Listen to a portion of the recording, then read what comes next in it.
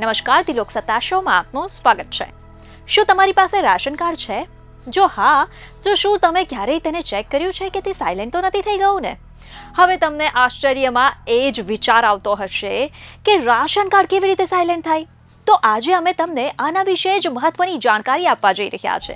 જી હા દર્શક મિત્રો, જો તમને યાદ હોય તો કોરોના કાળમાં સરકારે લગભગ 80 કરોડ લોકોને મફત રાશન આપ્યું, જેનાથી ગરીબોને રાહત મળી હતી। જો કે આ યોજનાનો લાભ ફક્ત તે જ લોકો લઈ શકે જેની પાસે રાશન કાર્ડ હોય। પરંતુ શું થાય કે જ્યારે તમારું રાશન કાર્ડ જ સાયલેન્ટ થઈ જાય? હવે તમને થતું હશે કે રાશન કાર્ડ વળી સાયલેન્ટ થઈ જાય એટલે શું હોય? તો તમને જણાવી દે કે એનો મતલબ એ છે કે તમારું રાશન કાર્ડ તંત્ર દ્વારા બ્લોક કરી દેવામાં આવે, અને આવું ત્યારે થાય જ્યારે રાશન કાર્ડ ધારકે પોતાને મળવાપાત્ર રાશનનો જથ્થો ન લીધો હોય। જો તમારું પણ રાશન કાર્ડ સાયલેન્ટ થઈ ગયું હોય તો તમને કયા લાભ ન મળે, કયા લાભ મળતા બંધ થઈ જાય છે, સાયલેન્ટ કાર્ડને ફરી એક્ટિવેટ કરવા શું કરવું, શું છે તેની પ્રક્રિયા, તમામ સવાલોના જવાબ આપીશું। પરંતુ એ પહેલા જો તમે અમારો આ વિડીયો યુટ્યુબ પર જોઈ રહ્યા હો તો અમારી ચેનલ તિલોક સત્તાને સબસ્ક્રાઇબ કરો, બેલ બટન દબાવવાનું ભૂલતા નહીં। જો તમે અમારો આ વિડીયો ફેસબુક પર જોઈ રહ્યા હો તો તેને લાઈક, ફોલો અને શેર જરૂર કરો।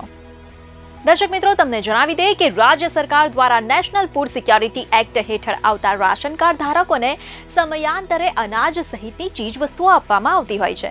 રાજ્યમાં કુલ 71 લાખ જેટલા રાશન કાર્ડ ધારકો છે। જો કે આ પૈકી છેલ્લા 6 મહિના કે 12 મહિનાથી વધુ સમયથી જે રાશન કાર્ડ ધારકોએ પોતાને મળવાપાત્ર રાશનનો જથ્થો ન લીધો હોય તેમના કાર્ડને ઓનલાઈન પીડીએસ સિસ્ટમમાં સાયલેન્ટ રાશન કાર્ડ કરી દેવામાં આવતા હોય છે, એટલે કે આ કાર્ડને બ્લોક કરી દેવામાં આવે છે। દર્શક મિત્રો, હવે વાત કરીએ કે રાશન કાર્ડ ધારકોને સાયલેન્ટ કેટેગરીમાં કેમ મૂકી દેવામાં આવે છે। તો સાયલેન્ટ કરાયેલ રાશન કાર્ડ ધારકોને હાલ પૂરતું રાશન ઓનલાઈન કે ઓફલાઈન રાશન વિતરણ થઈ શકશે નહીં। સિસ્ટમમાંથી બ્લોક કરાયેલ રાશન કાર્ડ ધારકોને અનાજ મેળવવા માટે સંબંધિત કચેરી કે ઝોનલ કચેરીનો સંપર્ક કરવાનો રહેશે। આ પ્રકારના સાયલેન્ટ રાશન કાર્ડના તમામ સભ્યોના આધાર સીડિંગની પ્રક્રિયા માટે KYC ફરજિયાત કરવાનું રહેશે। વેરિફિકેશન બાદ જ તે રાશન કાર્ડ એક્ટિવ થઈ જશે। જી હા, તો હવે આપણે વાત કરીશું કે રાશન કાર્ડને એક્ટિવ કરવા માટે શું કરવાનું રહેશે। તો સાયલેન્ટ કાર્ડને ફરી એક્ટિવ કરવાની પ્રક્રિયા શું છે તે અંગે જો વાત કરીએ તો આના માટે અરજી કર્યા બાદ પણ મામલતદાર કચેરી કે ઝોનલ કચેરીથી અરજી કર્યા બાદ કાર્ડ ધારકની ચકાસણી, રાશન કાર્ડમાં સમાવિષ્ટ તમામ સભ્યોના નામ, હયાતી, આધાર કાર્ડ નંબર, બેંક ખાતા નંબર, મોબાઈલ નંબર સહિતના જરૂરી પુરાવા મેળવીને સંબંધિત મામલતદાર દ્વારા જિલ્લા પુરવઠા અધિકારીને ઓનલાઈન ભલામણ કરવાની રહેશે। જિલ્લા પુરવઠા અધિકારીની મંજૂરી મળ્યા બાદ તે રાશન કાર્ડ ધારકને તે માસ દરમિયાન મળવાપાત્ર જથ્થાનું વિતરણ કરવામાં આવશે।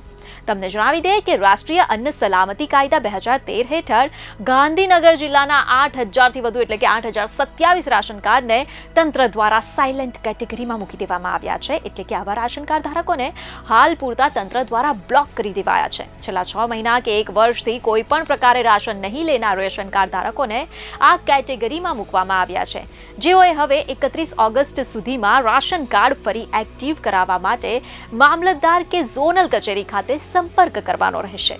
સાથે જ દર્શક મિત્રો, તમને એ પણ જણાવી દે કે રિપોર્ટ અનુસાર કલોલ તાલુકામાં 6 મહિનામાં રાશન નહીં લેનારની સંખ્યા છે 1669, તો 12 મહિના સુધી રાશન ન લેનાર 339 રાશન કાર્ડ ધારકોને બ્લોક કરી દેવામાં આવ્યા છે। તો એ જ રીતે ગાંધીનગરમાં પણ 6 મહિનામાં રાશન નહીં લેનારની સંખ્યા છે 1416 અને 12 મહિના સુધી રાશન ન લેનાર છે 333। દહેગામની વાત કરીએ તો અહીં 6 મહિના સુધી રાશન નહીં લેનારની છે 1540 જેટલા લોકો રાશન કાર્ડ ધારકો છે, જેઓએ 6 મહિના સુધી રાશન નથી લીધું, તો 12 મહિના સુધી 498 લોકોએ રાશન નથી લીધું। રાશન કાર્ડ ધારકોને બ્લોક કરાયા છે અહીં 498 જેટલા।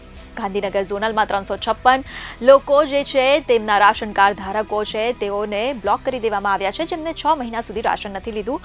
તો એ જ રીતે અહીં 12 મહિના સુધી રાશન ન લેનારની સંખ્યા છે 45, જેને કુલ મળીને ગાંધીનગરમાં 8027 રાશન કાર્ડ ધારકોને સાયલેન્ટ કેટેગરીમાં મુકાયા છે, તેઓના રાશન કાર્ડને બ્લોક કરી દેવામાં આવ્યા છે, જેમાંથી 6432 રાશન કાર્ડ ધારકોએ 6 મહિનાથી અને 1595 કાર્ડ ધારકોએ 1 વર્ષથી રાશન નથી લીધું તેવા અહેવાલો સામે આવી રહ્યા છે।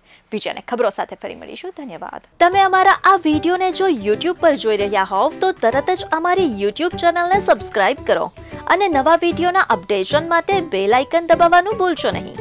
જો તમે અમારો આ વિડીયો Facebook પર જોઈ રહ્યા હોવ તો અમારા Facebook પેજને જરૂર લાઈક કરો।